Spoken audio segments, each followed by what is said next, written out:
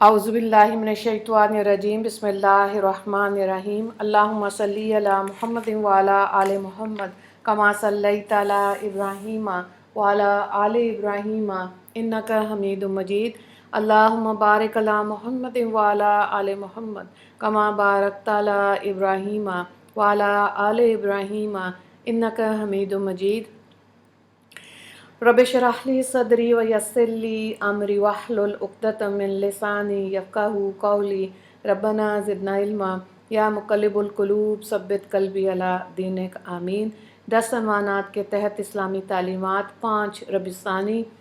عنوان نمبر 1 اسلامی تاریخ پہلی وحی کے بعد حضور صلی اللہ علیہ وآلہ وسلم کی حالت۔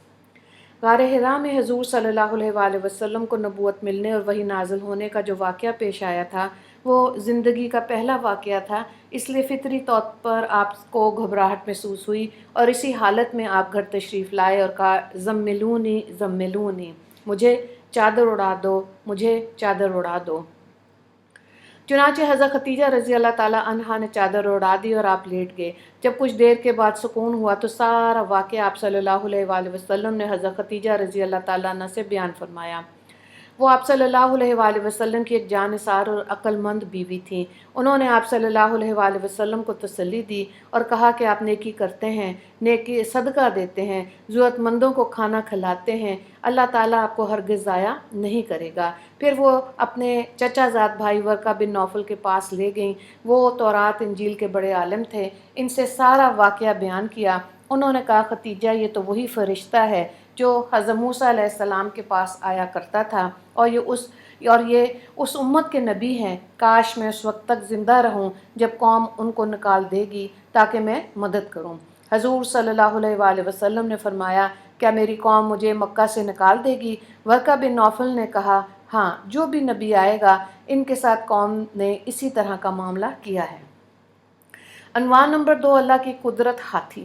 اللہ تعالیٰ نے دیگر جانوروں کے مقابلے میں ہاتھی کو بڑا ڈیل ڈول بنایا، زبردست طاقت عطا فرمائی۔ اس کے پیر عمارت کے 4 ستونوں کی طرح مضبوط دکھائی دیتے ہیں، کان بڑے پنکھے کی طرح معلوم ہوتے ہیں، آنکھیں عام جانوروں سے بھی چھوٹی ہوتی ہیں۔ سب سے زیادہ اونچی چیز اس کی سونڈ ہے، جس کی مدد سے وہ اپنی ان پہاڑی جنگلات میں جہاں مشینیں اور کرین نہیں جا سکتی وہاں اس کی جسمانی طاقت اور سونڈ کی مدد سے بڑے بڑے درختوں کو اکھاڑ لیا جاتا ہے۔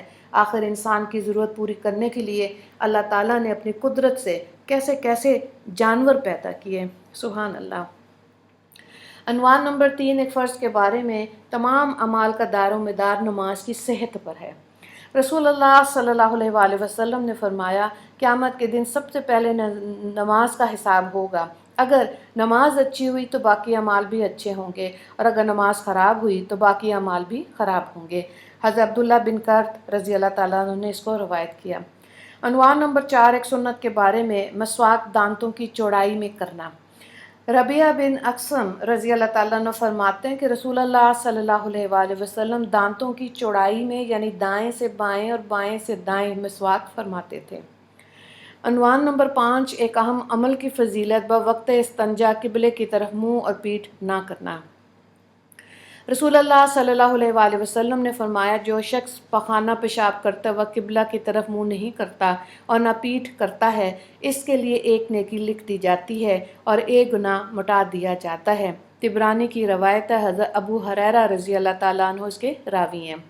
عنوان نمبر 6 گناہ کے بارے میں، زکوٰۃ نہ دینے والا۔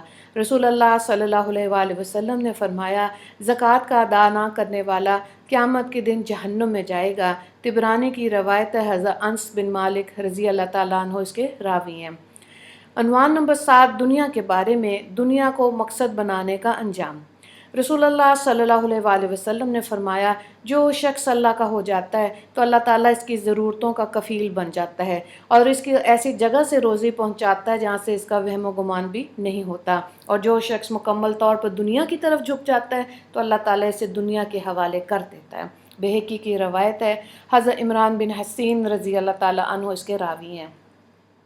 عنوان نمبر 8 آخرت کے بارے میں، قیامت کے دن پہاڑوں کا حال۔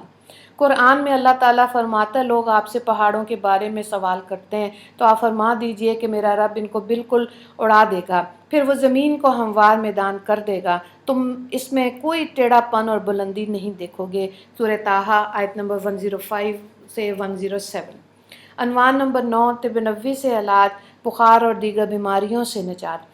حضرت ابن عباس رضی اللہ تعالیٰ عنہ فرماتے ہیں کہ رسول اللہ صلی اللہ علیہ وآلہ وسلم نے صحابہ کرام رضی اللہ عنہم کو بخار اور دوسری تمام بیماریوں سے نجات کے لیے یہ دعا بتائی: بسم اللہ کبیر، اعوذ باللہ العظیم من شر کل ارک نعاری ومن شر حر النار۔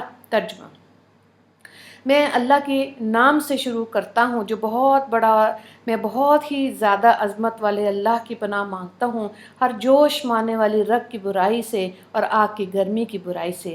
ترمذی نے اس کو روایت کیا۔